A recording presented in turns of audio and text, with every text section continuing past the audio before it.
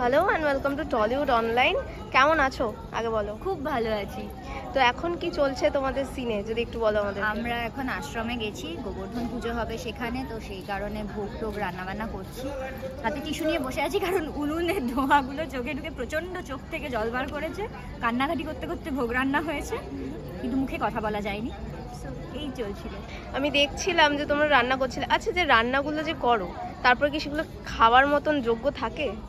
আসলে ব্যাপারটা হচ্ছে, রান্নাগুলো যদি রান্না করার জন্য যে টাইমটা লাগে সেই টাইমটা দেওয়া হয় রান্নাগুলো করতে, তাহলে হয়তো যোগ্য থাকবে।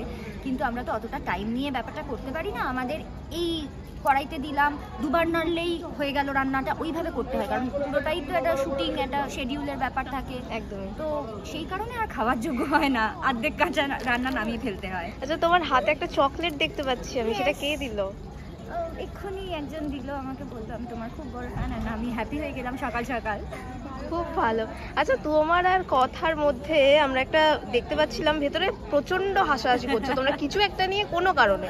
তো সেটা কি যদি একটু বলো। আমাদের কোনো কারণ লাগে না, বেসিক্যালি আমরা রোজ সকালে এসেই একটা মেকআপ রুম থেকে শুরু করে দিই। মেকআপ করার সময় থেকে, বা আমি আর সুস্মিতা তো ইনফ্যাক্ট একসাথে আসি, তো সকালে দেখা হওয়া, গুড মর্নিং থেকে আমরা হ্যাঁ হ্যাঁ শুরু করে দিই। কারণ গোটা দিনটা একসাথে থাকবো, একসাথে স্পেন্ড করবো, সব দিন তো সমান যায় না। কোনো কোনো দিন মানে ইটসেলফ খুব বোরিং ডে হয়। সো আমরা নিজেদের এনার্জি যাতে কখনো ফল না করে, সেই কারণে নিজেরা নিজেদেরকে আপলিফট করতে থাকি। আর তোমাদের এত বড় একটা টিম, মানে সবাই রয়েছে এখানে, তো তোমরা হই হুল্লোড়েই সারাক্ষণ থাকো। আর গুহ বাড়িতে যেন কিছু না কিছু লেগেই রয়েছে, মানে কোনো শেষ নেই। ইভেন্ট লেগেই আছে, তার সাথে আমাদের আনন্দ, খাওয়া দাওয়া, আড্ডা, সেসবও মানে on and off screen equally লেগে আছে। তো এখন জুনি আর অঙ্কিতের পরিস্থিতিটা কোথায় দাঁড়িয়ে আছে একটু যদি বলো। জুনি আর অঙ্কিতের ব্যাপারটা হচ্ছে, ভালো লাগা একটু তো আছেই, মানে সেটা জুনি নিজের পাস্টের কারণে এখনও পুরোপুরি অ্যাকসেপ্টেন্সের জায়গায় না আসতে পারলেও, একটা কোথাও মানে মানুষটা ভালো এবং ভালো সব কিছু আর কি, গ্রিন ফ্ল্যাগ যেটাকে বলে, সেইগুলো দেখে জুনি একটু তো লাইক ওর একটু মনটা নরম হয়েছে, যে একদম যে আই ডোন্ট ওয়ান্ট ইউ টাইপের অ্যাটিটিউডটা একটু কমেছে। আর আকির তো ডেফিনেটলি ভালো লাগে জুনিকে। তো একটা প্রশ্ন, যে পাচক মশাই গোবরদেবীর আগে প্রেমটা হবে নাকি আক্কি আর জুনির আগে প্রেমটা হবে? এইটা তো আমি বলতেই পারবো না, এটা তো সময় বলবে, বিকজ ফিউচারে কি হবে আমরা তো কেউ জানি না, অ্যাকচুয়ালি জানি না, দেখা যাক। তোমার এখানে তো কেমিস্ট্রি একদম জমে উঠেছে। দিয়ার কিরকম কেমিস্ট্রি জমছে? কিছু কি হচ্ছে, কিছু আসছে কি খবর দর্শকদের জন্য, যদি একটু বলো। এখন তো তুমি পুরোপুরি ক্যারিয়ার নিয়ে ফোকাস, তো তার মাঝখানেও যদি।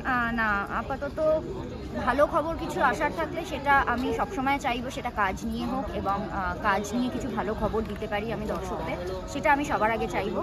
এবং পার্সোনাল লাইফ নিয়ে, মানে পার্সোনাল লাইফে পার্সোনাল রিলেশনশিপস নিয়ে আমি এই মুহূর্তে খুব একটা ব্যস্ত নই। মানে আমি কাজটা ভালো করে করতে চাই, প্লাস যে সম্পর্কগুলো আমার জীবনে অলরেডি এক্সিস্ট করে, আমার মা, বাবা, দাদু, দিদা, দাদু নেই এখন আর, দিদা, মাসিরা, মানে এদের সবাইকে নিয়ে যে সম্পর্কগুলো আছে তাদেরকে একটু ভালোভাবে রাখতে চাই নিজের জীবনে, এবং জীবনটাকে কাজের মাধ্যমে আপাতত এগিয়ে নিয়ে যেতে চাই।